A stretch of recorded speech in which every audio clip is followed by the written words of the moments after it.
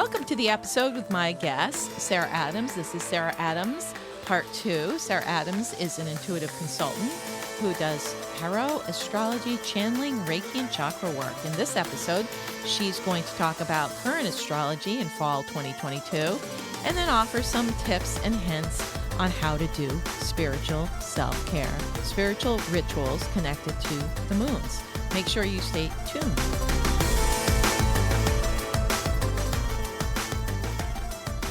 Welcome to the episode featuring my guest, Sarah Adams, intuitive consultant.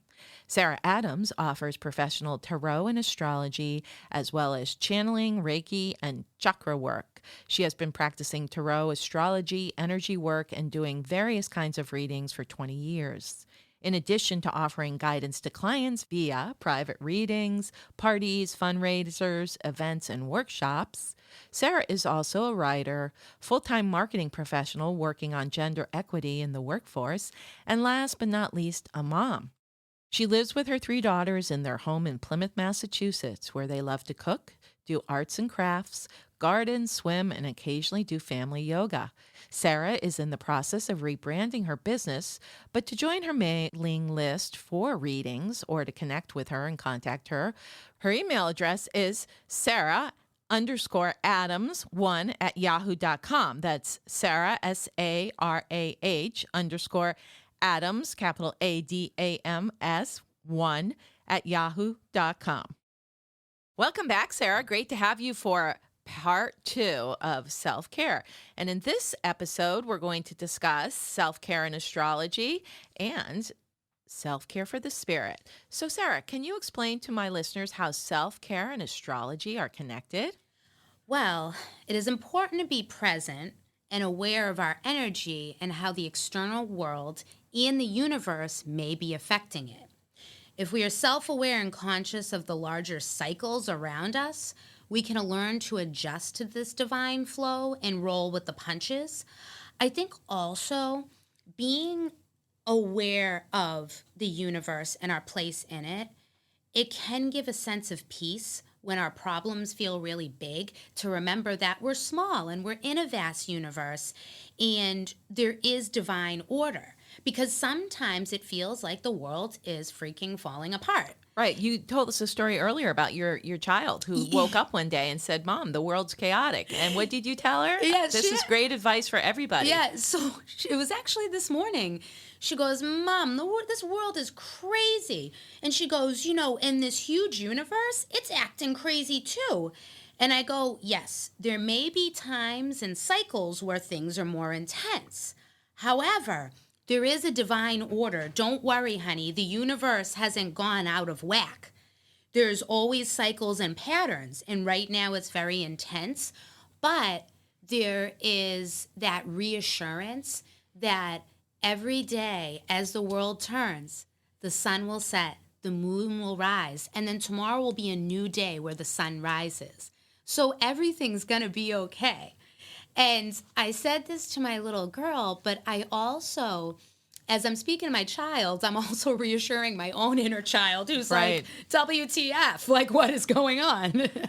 So it's good for everybody to hear that. The sun will always rise and set, and the moon will make its way through its different phases from new to 3/4 to full to 1/4 and back around in 28 days. Well, I think also, too, whenever I tell somebody what's going on astrologically, they'll go, "Oh, that's what's going on," or "Oh, that explains it." So it offers some reassurance, like you're not going crazy, your life isn't falling apart. Like we're collectively experiencing this together. And then how does it individually affect you? It gives you a sense of control. So as an astrologer, I can say for astrologers, self-care is doing our own astrology. That's right. And the corresponding self-work that comes along with the astrological themes, lessons, and challenges. So anybody who learns their own astrology, their natal birth chart and where the planets were when they were born, it helps them get a more in-depth look at their makeup. And it also when you're following the current transits, you can learn how they are affecting you specifically and how they're hitting, or making angles to your natal planet placements. And they can also consult their friendly astrologers, Sarah Adams and Jill Jardine. Absolutely.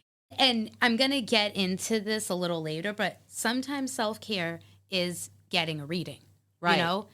We as astrologers think everybody should be doing that, and not just at the birthday. I mean, the way the times are, clients ask me that all the time, like, how often should I get one? And I'm telling people for the last 10 years, on a need-be basis, when you feel you need it, because the astrology provides healing. It's an ancient art and science, and it transmits healing energy. That's when it's done properly, like the way Sarah and I, Jill, do it. But the other piece too, that we as astrologers, we're kind of psyched that we've gotten the vernacular of Mercury retrograde into the mainstream. And so that's why a lot of times people will be like, what's going on? It's crazy. Are the planets Mercury retrograde right now? So now most of the collective think that when something's wacky, that it's Mercury retrograde. And we have to explain to them, no, there's other things that can happen planetarily, like epic conjunction of Uranus, the North Node, and Mars, which happened in August of 2022. We have to start educating and letting them know there's more crazy transits than just a Mercury retrograde. Right. And I think that's great that it is now in the collective. People know a full moon it can be crazy, or Mercury retrograde. And I think that nurses or people in the medical field and police officers, first responders, and fishermen have always known the power of the full moon, right? But it's like the sun affects our seasons, and it also, our sun sign is our personality. We know the full moon affects us. It's like if people can accept, even in the practical world, how the moon and sun affect us, then why not accept that the other planets are affecting us as well? It's usually just that people don't know about them. So what they don't know, they don't understand. So, Pluto's retrograde right now, that means nothing to me. But it's like, it actually does. But it's just it's affecting you deeply subconsciously. I love that, we can have that talk in the public now, and that these ideas are, more mainstream. Speaking of all that, there are 7 astral bodies in retrograde right now. And right now is when this is being recorded, in the beginning of October 2022. And, Mercury retrograde is ending. Right. So on October 2nd. Yes, so we're going to have one fall off. But the whole idea is when forces are bigger than us, the best thing we can do is give it over. It helps to go with the flow of astrology. So, for example, Mercury retrograde, it started in Libra September 10th and retrograded back into Virgo until October 2nd. This is a time to pause and reflect, recharge, revisit, and redo. Taking a pause in itself is self-care. And fall's a busy season. We're dealing with the outward world. Our vacations are over. The kids are back to school. We're already getting ready for the holidays. So, Mercury retrograde, I won't lie, I'm never super duper excited about it, but I don't let it stop my life either. Right. Life goes on. So how do I go with that flow? Okay, this is when I'm going to revisit old projects. I'm going to it's interesting. I came up with my self-care talk for these podcasts by revisiting my own self-care routine during Mercury retrograde. Beautiful. I mean, it's a great time when Mercury retrogrades 3 times a year to stop and say, wow, life has been so busy and crazy. What can I revisit? Actually, we have a 4th one here in 2022. It doesn't come in until December 28th, I believe, 2022, and goes through January 18th, 2023. So if they missed the Mercury retrograde in September, you got to employ all of these redo words at the end of the year, right after Christmas, until the 18th of January, 2023. Thank you, Jill. Yes, so we're out of the Mercury now. We get to revisit again the end of the year. But, there's always something going on.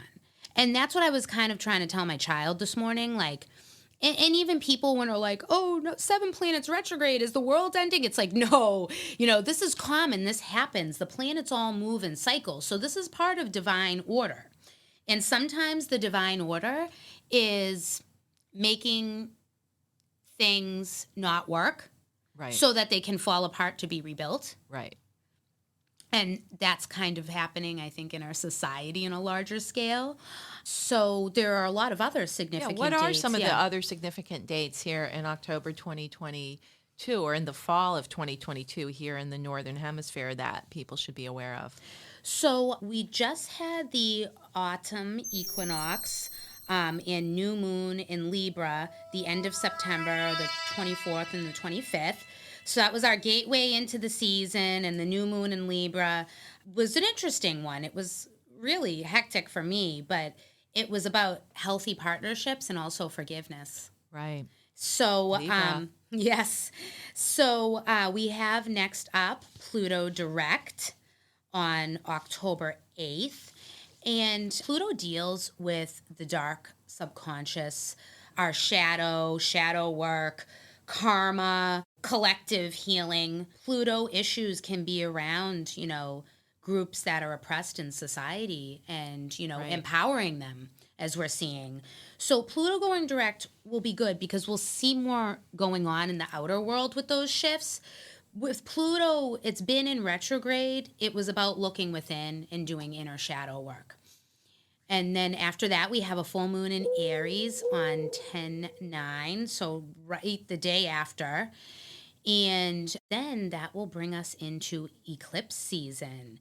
The eclipses are taking place on the axis of the moon's nodes. So it's the Scorpio-Taurus axis. And the south node is in Scorpio and the north node is in Taurus.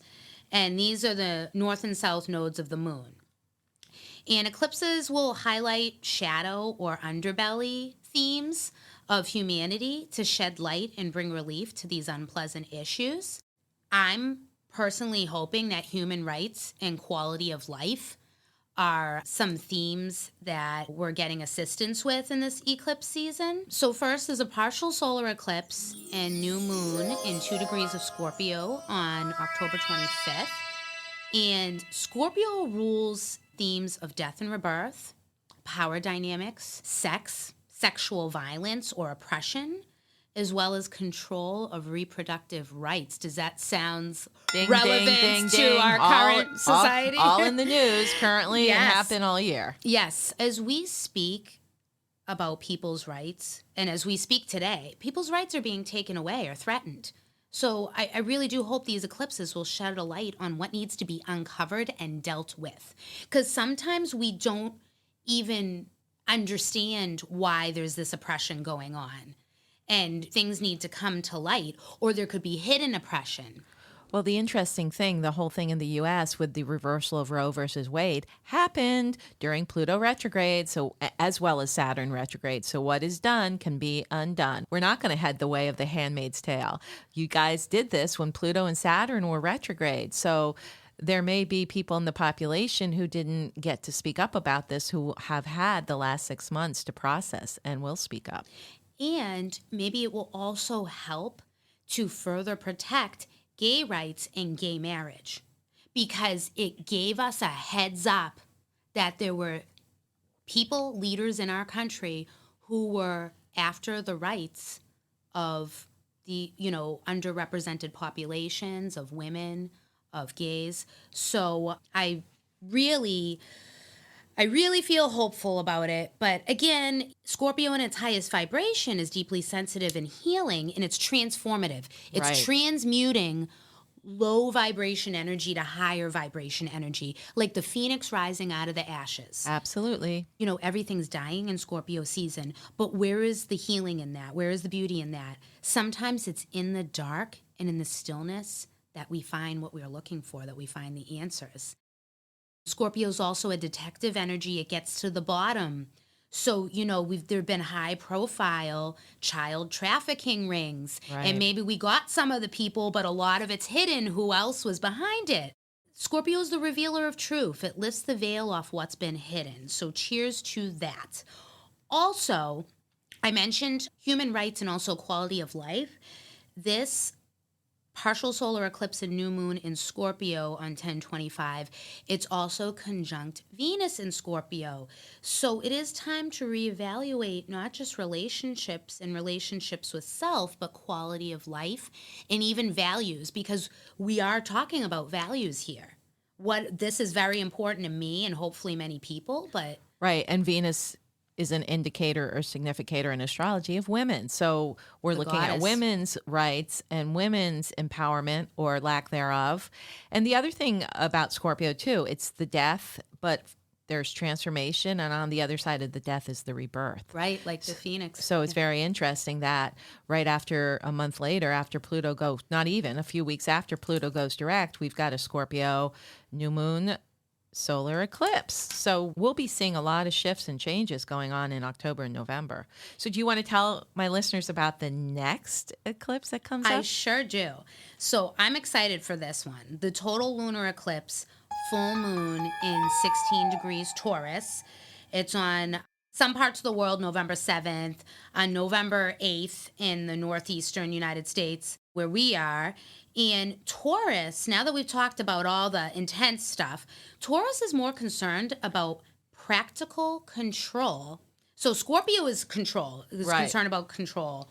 But Taurus is practical control for the purpose of stabilizing. It's an earth sign. Scorpio is a water sign. They're opposites. And this Taurus theme with this full moon lunar eclipse is about seeking emotional and physical resources and creating the security to move forward. Taurus wants to talk about all the wrongs in our world that we just talked about, Right. and then find practical solutions. Yay. So and as we were discussing laws, this might be around laws. A very practical solution would be to get rid of archaic laws that oppress women and children and update our laws for this modern world. We are supposed to be a country that's separate from church and state. Right. So why are we like reverting to Puritanism and changing laws? Our laws shouldn't be influenced by the Bible. And I Right. say that with respect of all religions. Our laws should be influenced by the Constitution, and I believe separation of church and state is in the Constitution. Right. However, though, we have some archaic laws. And what's scary, I think, with the overturning of Roe versus Wade, that they took us backwards in time. Right. But there are still some standing laws that are really outmoded. Like child marriage is legal in many U.S. states. And I don't mean a marriage of a child to a child. I'm talking about underage girls being married to older men. It's legal. It makes a mockery of the statutory rape laws. Right. So, if you want to look more into that, Google that. But the point is, these laws exist in our country, which we thought was the most advanced country in the world, the most liberated for women and children. But if you look at what's right in front of us, like what's hidden, but right in front of Right. us. Scorpio will reveal and Taurus will make the change. Yeah. En masse, they passed it through the House to ban child marriage. In Massachusetts? Yes, they still have to pass it through the Senate. But in mass laws, you can look it up on the books. It's based on a blue law from the 1800s, and girls as young as 10 have been married. And if a parent or a judge approves it, it's legal. But if the parent is a drug addict or dysfunctional and you would maybe like traffic their kid or sell them anyways, they should not have the right to do that. Right. And the judges, as long as the law is there, the judges have the right to do that. But it could happen in religious cases, in religious communities, it could be cultural, or it just could be, for example, down south in the Bible Belt, a young girl gets raped and her parents marry her to a rapist because they think that's better than her being a single teen mom. Right. We're going into Scorpio territory here. Yes. Let's get back to Taurus. So my point, though, is with Taurus, so where is the practicality? Where is the solution? It is, in these cases, upgrading the laws. However, people had to know about them. If no one knows about, these child marriages laws, how can the people have a voice and advocate for change? Right. And even Taurus is looking also for the evidence. We found mass graves and evidence of war crimes in Ukraine. So Taurus is like, let's talk about it. What are we going to do about it? Right. Taurus ruling the throat and advocating, being the voice of the people. Taurus in more, lighter areas.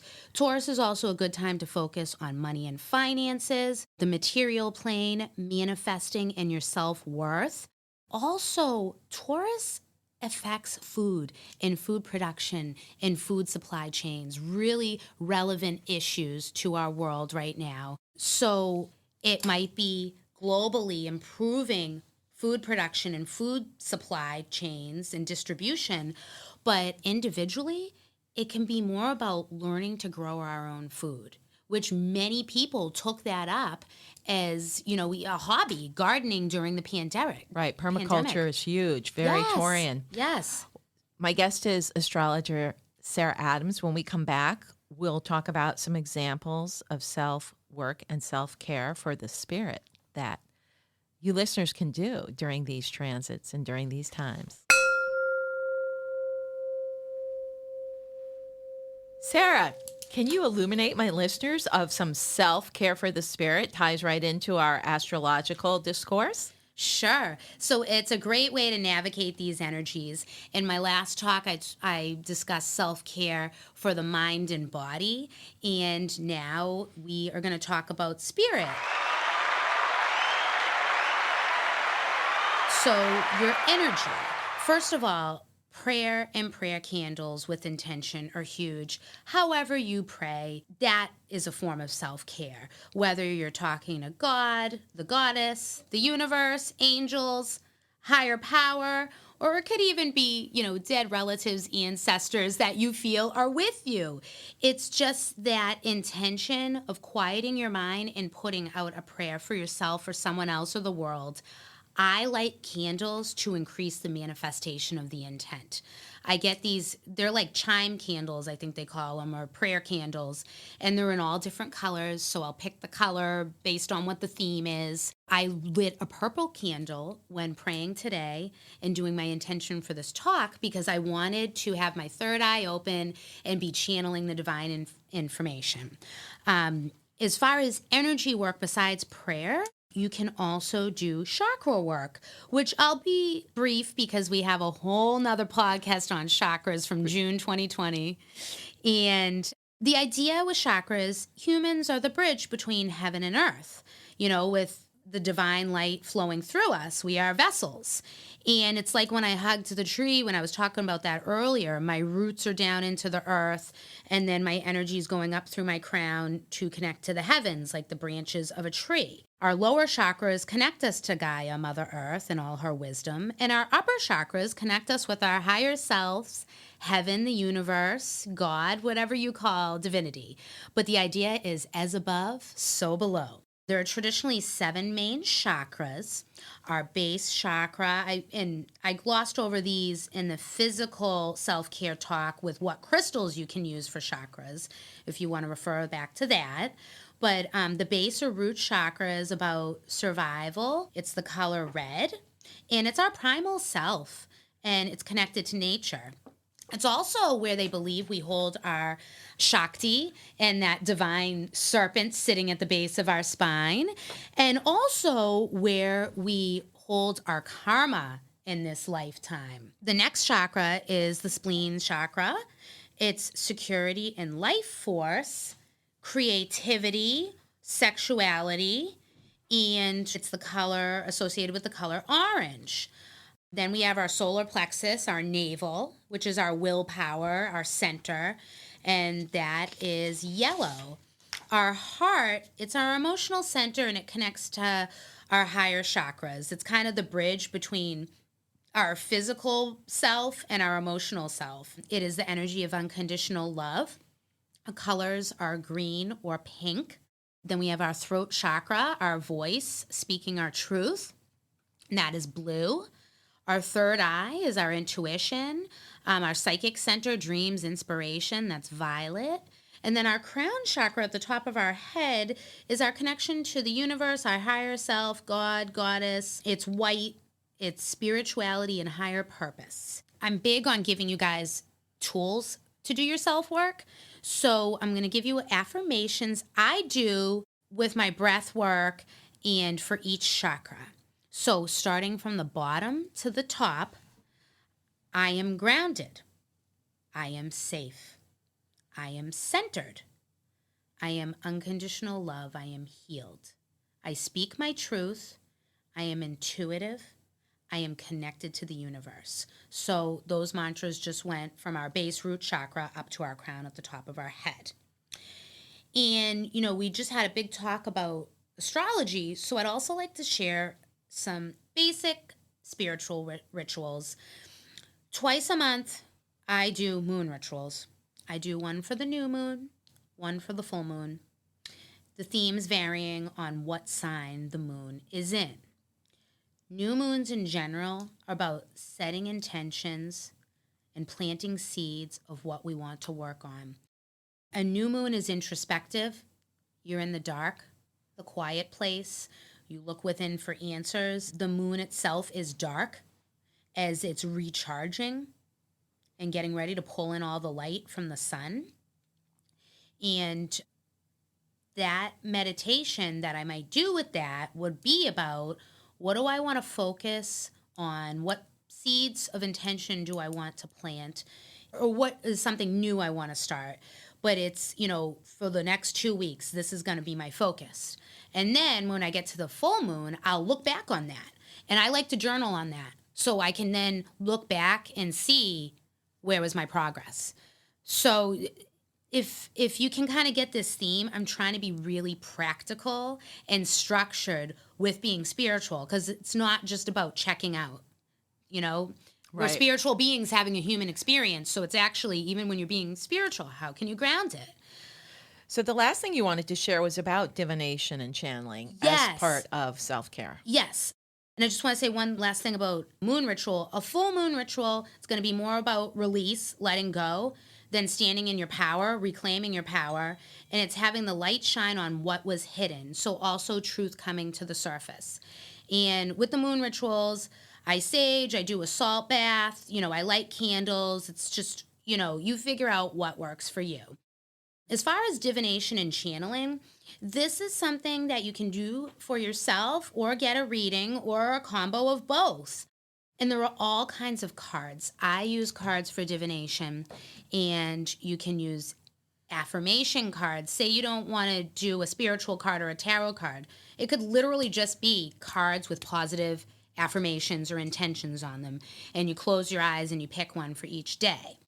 There are oracle cards, animal spirit cards, or in your divination, you could just do channeling, tea leaves, candle gazing. Some people use runes. Some people use numerology. But it's using something as a guide and tool to get specific guidance. The tarot deck, for example, uses imagery and archetypes that speak to our collective consciousness and unconsciousness as a tool for guidance. You can use the cards to connect to your higher self and guides and intuition for answers. And while we're on the subject of channeling, whatever tool you're using, however you're doing it, listen to your intuition. This is actually, believe it or not, an exercise in self-worth. Because if you can learn to trust yourself, then that means you value your worth, because you trust that your emotions are guides for you. Right, they are. And following gut feelings, trusting that your body, mind, and spirit are guiding you and giving you feedback is hugely empowering. And it's a validation to self. And then once you've tuned in with your inner self and your inner voice, then you can look outside to validate the intuitions you're getting. Pay attention to signs, synchronicities, symbols, and patterns from the universe and nature. It could be numbers that show up on the clock, the way the clouds look, animals or birds that fly by, oh, I just thought of my dead grandmother and then I see a cardinal. hearing from someone you were just thinking of. The idea is to open your intuitive center, your third eye, to help discern and receive guidance. I say discern because some people can get really paranoid and think everything's a sign. Right. Learn to listen. What is the voice of fear and what is the voice of my intuition? And then, there are different practitioners you can go to. There's astrology, mediumship. I mentioned numerology. That's helped me a lot. There are divine mathematical codes underlying everything in our world, like Da Vinci's Fibonacci sequence. If you look at a rose petal, there's exact mathematical angles, or a seashell. So I find that very calming to know there's order in the universe. And as I mentioned before, just to wrap it up, when doing spiritual work, remember to keep your feet on the ground and your lower chakras rooted and connected to Gaia. If you go too far out and then don't know how to ground back when you're coming down, it can really throw you off. And I say that as someone who has to make sure to ground after I do readings all night. Right. Well, as we say, keep your feet on the ground and keep reaching for the stars. Absolutely. My guest has been Sarah Adams. Thank you so much, Sarah, for joining us. You're welcome. Great information and a lot to digest.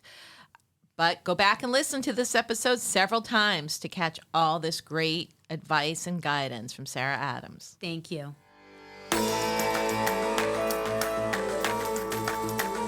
I hope you enjoyed this episode with my guest Sarah Adams on the current astrology as well as self-care for the spirit. Make sure you download, share, subscribe, and give us a 5-star review. This is Cosmic Scene with Jill Jardine, sending healing cosmic currents through the quantum field.